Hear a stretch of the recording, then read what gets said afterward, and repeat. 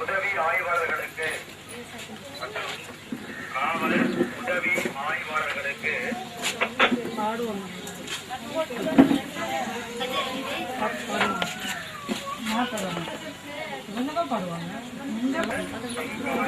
కూటాలతో పోయిండం కదా ఎంత పేరు నేను పడతా నేను చెప్తాను అంతా వచ్చింటారు మీ ఊర్లోనే అది మరి ఒక 10 జనాలైనా వచ్చి మైక్ తీసి మాట్లాడారు அந்த தலைவர் எங்க கவுண்டர் எங்க இருக்காருன்னு கேளுமா சரி எல்லாம் போய் யோசிச்சு வச்சுக்கோங்க யார் யார் பாடலான்றதை யோசிச்சு வச்சுக்கோங்க போல்டா பேசுங்க உங்க ஊர்ல என்ன குறைகள் அவங்க சொல்லிட்டு நீங்க சொல்லிட்டு நல்லா யோசிக்காதீங்க யார் யாருக்கு வீட்டுல குறை ஊர்ல குறை பக்கத்துல பிரச்சனை என்ன பிரச்சனை எல்லாரும் அவங்க பேசுங்க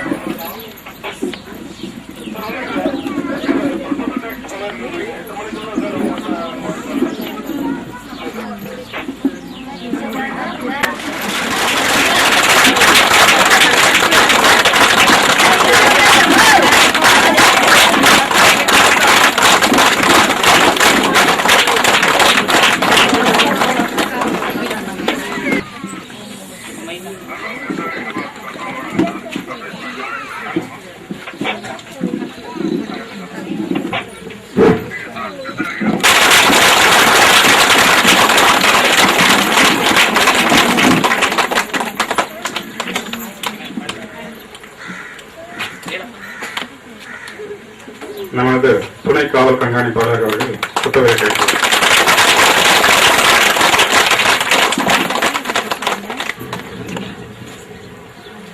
நமது நம்பிக்கை நட்சத்திரம் மேடம் அவர்கள் புத்தகத்தை கேட்குமாறு கேட்டுக்கொள்கிறோம்.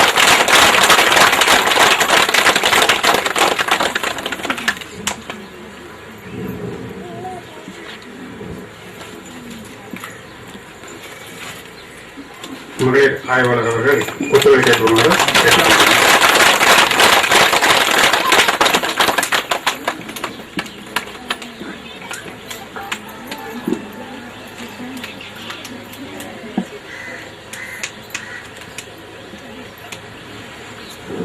இப்பொழுது நமது ஒசூர் காவல் இன்ஸ்பெக்டர் அவர்கள் புத்தகத்தை மேற்கொள்ளுமாறு கேட்கிறார்.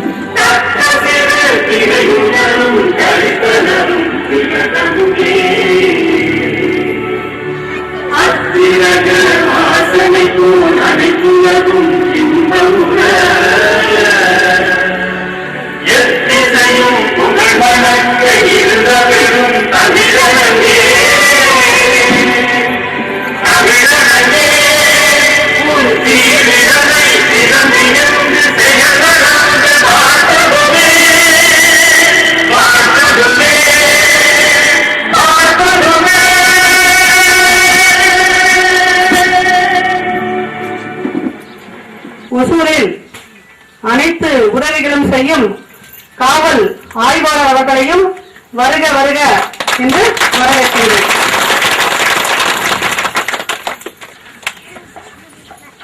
தற்போது மொபைல் கவுன்சிலிங்ல இப்ப உங்களுக்கு விழிப்புணர்வு முகாம் கொடுப்பதற்காக விழிப்புணர்வு பெண்களுக்கு எதிராக இழைக்கப்படும் குற்றங்கள் போல பூத்திருக்கிறது ஒருத்தர் முகத்திலே மகிழ்ச்சியை காணும்.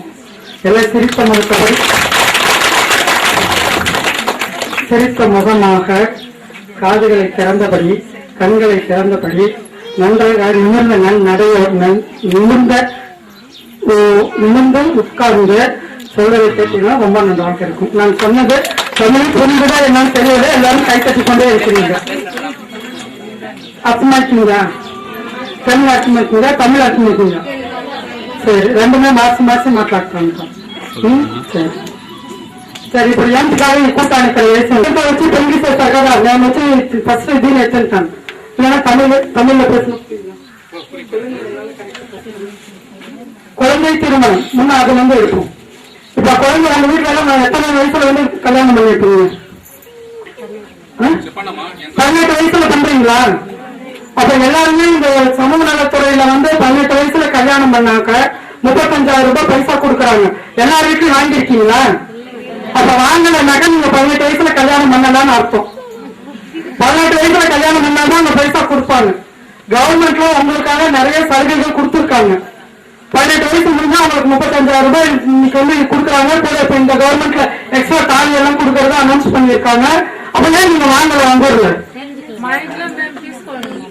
తీసుకున్నారా?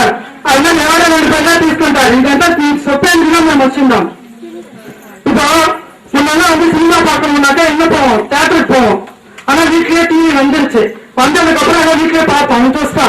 இப்ப அதே மாதிரி ஒரு பிரச்சனைனா ஒரு தகவல் தெரிஞ்சுக்கணும்னா இங்க இருந்து டவுனுக்கு வரணும். ஒரு பிரச்சனைனா காவல் நிலையத்துக்கு போகணும். ஆனா இன்னைக்கு உங்களுக்காக அவங்க வேலையெல்லாம் விட்டுட்டு காவல் அதிகாரிகள் எல்லாம் இங்க வந்திருக்காங்க. ஆனா உங்களுக்கு மொத்தமே வேதனம் தான் வந்திருக்காங்களா? ஒரு தகவலை தெரிஞ்சுக்கலாம்னாக்கா எவ்வளவு பேர் வரணும்? பரவாயில்ல, இருக்கிறவங்க தெரிஞ்சுக்கிட்டு அதை மற்றவங்களுக்கு சொல்லுங்க. சரிங்களா? சரி, இப்ப 18 வயசு வரலைங்க கல்யாணம் நம்ம பண்ணக்கூடாது. அது வரையும் என்ன பண்ணணும்? வேலைக்கு அனுப்பிடலாமா? நம்ம கூட வேலைகளை செஞ்சாங்கன்னா ஏதாவது காசு கிடைக்கும்ல, வேலைக்கு அனுப்பிடலாமா? படிக்கணும். அப்ப படிக்கணும்னா என்ன பண்ணணும்? பள்ளிக்கூடத்துக்கு அனுப்பணும். நீங்க வேலைக்கு அனுப்பினா அது சைல்ட் லேபர் ஆயிடும், குழந்தை தொழிலாளர்கள் ஆயிடும். அதனால படிக்கிறதுக்கு அனுப்பணும். 18 வயசு வரையும் அந்த குழந்தைங்க கட்டாய கல்வி படிச்சே ஆகணும். அப்படி கட்டாய எல்லாம் சுத்தி முத்து கடைசியில அங்கதான் நிற்கும். கட்டாய கல்வியில தான் நிற்கும். நம்ம படிச்சுட்டோம்னாக்கா லேபர் சைடும் உருவாகாது, சைல்ட் மேரேஜும் வராது. இந்த பேசுறதுக்கு நிறைய டைம் இல்லாததுனால சும்மா 2 மெசேஜ் மட்டும் சொல்லிடுச்சு. ஆச்சா, அதனால இதை மட்டும் நீங்க எல்லாரும் என்ன பண்றீங்க? நாங்க மறுபடியும் வருவோம். பாக்குறப்ப இந்த ஊர்ல ஒரு சைல்டு மேரேஜ் இருக்கக்கூடாது, ஒரு குழந்தை தொழிலாளர்கள் யாருமே இருக்கக்கூடாது.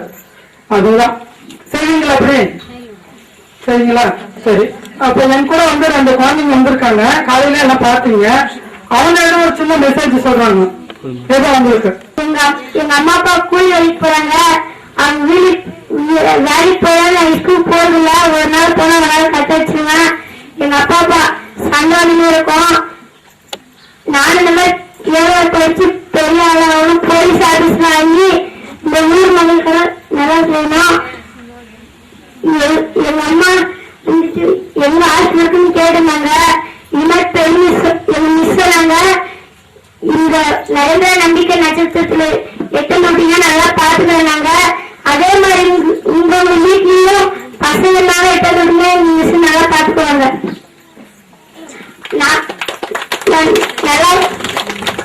நல்லா படிச்சு போலீஸ் ஆபீசர் ஆகி அதே மாதிரி உங்க பசங்க போலீஸ் ஆபீசர் ஆகணும்னு பள்ளிக்கூடத்துக்கு அனுப்புங்க. என் பேர் எம் அமராவதி. நானும் 7th படிக்கிறேன். எங்க வீட்டுல அப்பா அம்மா எப்பவுமே சண்டை போட்டே இருப்பாங்க. பள்ளிக்கூடத்துக்கு போக முடியாது. மிஸ் இங்க சேர்த்துங்க அப்படின்னு கேட்டாங்க. சேர்த்துனால நான் நல்லா படிச்சுட்டு இருக்கேன். மேடம் மாதிரி நானு இங்க போலீஸ் ஆகணும்னு நினைக்கிறேன். உங்க பசங்களே எங்கேயாச்சும் வீட்டுல இருந்தாங்கன்னா அவங்கள ஏதாச்சும் வீட்டுல சண்டை வந்துட்டு இருந்துச்சுன்னா இங்க சேர்த்துங்க. அவங்க நல்லா பாத்துப்பாங்க. எங்க மாதிரி நல்லா படிப்பு வைப்பாங்க. உங்க வீட்டுல யாராவது கணவன் மனைவி காவியம் முடித்தது யார்? காற்று வெளியே கரணப்புறத்தை வேட்டில் முடித்தது யார்? குழி ஊற்றும் நிலவை அடுப்பங்காயில் சாம்பலை புதைத்தது யார்? வாழ்க்கை சிரிப்பை பற்றி கொண்டு பூக்களை சுடுவது யார்? அவர் பார்க்கும் கனவை திருடிக் கொண்டு மெத்தல போடுவதா? உலகை யாரும் திறமை எல்லாம் பெண்ணில் உள்ளதடா. அவள் உள்ளங்கையில் கல்வி வந்த நேர்மை கண்டதடா. ஆணுக்கென்றும் இழப்பம் இல்லை அறிந்தோம் உண்மையடா. அவள் காணும் கனவு பழிக்கும் போது காலம் மாறுமடா, காலம் மாறுமடா.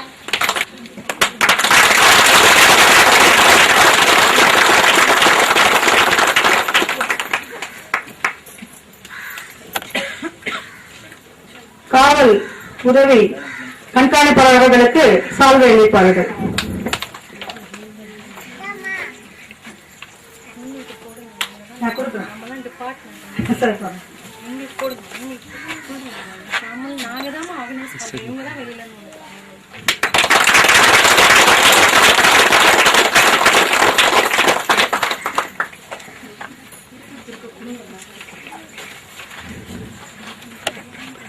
பாரதி கண்ட புதுமை பெண்ணாக எங்கள் உதவி கண்காணிப்பாளர்கள் நமக்கு வந்த ஒரு சாதனையை கூட எங்களுடைய நரேந்திர அன்பிகை நட்சத்திரத்துக்கு கொடுத்துள்ளார். அவர்கள் பெயர் இப்ப சொன்னாங்க ரேவதி மோகன் பாரதி என்று சொன்னாங்க. ஏன்னா அவங்க எப்பவும் பாரதியார் சுதந்திர தாகத்தை மக்கள் மனதில் மூட்டியவர். அதனால இப்ப மக்களுடைய மனதில உங்களுக்கு ஒரு புதுமையான தாகத்தை ஊட்டுவதற்காக மேடம் சொல்லியிருக்காங்க. எல்லாருக்கும் ஒரு நன்றி சொல்லி ஒரு கை தட்டுங்க. துணை கண்காணிப்பாளர் அவர்களுக்கு சால்வை அளிக்கிறார்கள்.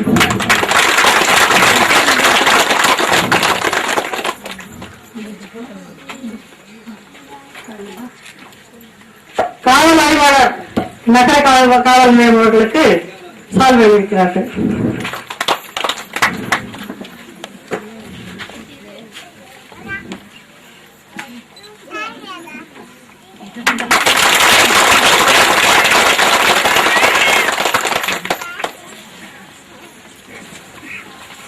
காவல் ஆய்வாளர் ஒரு சில கருத்துக்களை உங்களிடம் சொன்னவுடன் நம் காவல் ஈகராக வெயிட் பண்ணக்கூடிய நம்ம சொல்லிட்டே இருக்கோம் இல்லையா?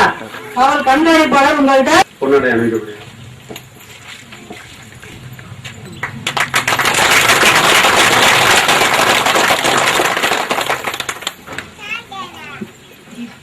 செய்தி இந்த நேரத்தில் ரொம்ப நேரம் எடுத்துக்கிட்டு நிறைய கருத்துக்களை சொன்னாலும் உங்க மனசுல பதியாது. உங்களோட கவனம் எல்லாம் இப்ப எங்க இருக்குன்னு எங்களுக்கு தெரியும். ஏற்கனவே ரேவதி மோகன் மேடம் சொன்னாங்க, 18 வயதுக்கு குறைவான பெண்ணுக்கு 21 வயது குறைவான ஆணுக்கும் திருமணம் செய்யக்கூடாது, செய்தால் அது குழந்தை திருமணம் சொன்னாங்க. நீங்க குழந்தை திருமணத்தை தவிர்த்து சட்ட ரீதியான திருமணம் செஞ்சா என்ன சலுகை கிடைக்கும் சொன்னாங்க. குழந்தை திருமணம் செய்தால் உங்களுக்கு என்ன பாதகம் வரும்னு நான் சொல்ல விரும்புறேன். 18 வயதுக்கு குறைவான ஒரு பெண்ணுக்கும் 21 வயதுக்கு குறைவான ஒரு ஆணுக்கும் திருமணம் செய்தால் அது சட்டப்படி குழந்தை திருமணம் சொல்லுவாங்க. அந்த திருமணத்தை ஏற்பாடு செய்யறவங்க, அந்த குழந்தைங்களோட பெற்றோர், அதை முன்னின்று நடத்துறவங்க, அந்த திருமணத்துல கலந்துகிட்டு அதுக்கு சாட்சியா இருக்கிற அத்தனை பேர் மீதுமே வழக்கு பதிவு பண்ணலாம். 2 ஆண்டு காலம் தண்டிக்கக்கூடிய அளவுக்கு தண்டனை கிடைக்கும். 1 லட்சம் ரூபாய் அபராதம் விதிக்கிற அளவுக்கு தண்டனை இருக்கு. கடந்த காலங்கள்லாம் இந்த தண்டனை இல்லை. 1929 இந்த சட்டம் முதல்ல வரும்போது இது மக்களுக்கு கருத்து ஊட்டணுன்றதுக்காக கொண்டு வந்த தண்டனை பிரிவுகள் இல்லை. ஆனா காலப்போக்கில் சட்டங்களால திருத்த முடியாத சூழ்நிலை ஏற்படுறதுனால இப்ப தண்டனை விதிக்கோட கட்டாயம் ஏற்பட்டு 1994 மகளிர் தேசிய மகளிர் ஆணையம் ஒரு சஜஷன் கொடுத்தாங்க. அதன் அடிப்படையில் இந்த கடுமையான தண்டனைகள் கொண்டு வரப்பட்டது. இப்ப நடைமுறையில் இருக்கக்கூடிய சட்டப்படி ஒரு குழந்தை திருமணம் செய்தால் அந்த குழந்தையின் பெற்றோர்கள், அதை முன்னின்று நடத்துபவர்கள், அந்த திருமணத்திற்கு உடந்தையாளர்கள் அத்தனை பேர் மீதுமே வழக்கு போடலாம். 2 ஆண்டு காலம் தண்டனை கிடைக்கும். 1 லட்சம் ரூபாய் அபராதம் விதிக்க வேண்டியிருக்கும். இது நமக்கு தேவையா? இது தேவையா? நமது குழந்தைகள் நன்றாக வாழ்வதற்குத்தான் திருமணமே ஒழிய குழந்தைகளின் திருமணத்தின் காரணமாக நாம் சிறைக்கு செல்வதற்கு அல்ல. அதனால் குழந்தை திருமணங்கள் அறவே ஒழிக்கப்பட வேண்டும். குழந்தை திருமணத்தால குழந்தைகள் மனதளவிலும் பாதிக்கப்படுறாங்க, உடல் அளவிலும் பாதிக்கப்படுறாங்க. அவருடைய எதிர்கால வாழ்க்கை சீரழிக்கப்படுகிறது. பெற்றோர்கள் ஒரு பாரமா நினைக்கிறீங்க குழந்தைங்களை. அதனால சுமை கழிஞ்சா போதும், என் கடனை இறக்கி வச்சுட்டேன். ஒரு பெண் குழந்தைக்கு திருமணம் செஞ்சா பேரவங்க சொல்றது என் சுமையை இறக்கி வச்சுட்டேன்னு சொல்றீங்க. குழந்தைகள் உங்கள் சுமைகளும் அல்ல, இந்த நாட்டுக்கு சுமையும் அல்ல. நீங்க சுமைகளா தெரிஞ்சது அது உங்களோட குற்றம். அதனால தயவு செய்து குழந்தை திருமணங்கள் இந்த பகுதியில் இல்லாம பாத்துக்க வேண்டியது உங்களோட கடமை. அதை சொல்றதுதான் நாங்க வந்திருக்கிறோம். இந்த கிராமத்துல இப்படி ஒரு விழிப்புணர்வு முகாம் நடத்தின பிறகு இந்த கிராம பகுதிகளில் குழந்தை திருமணம் பேச்சு இருக்கக்கூடாது.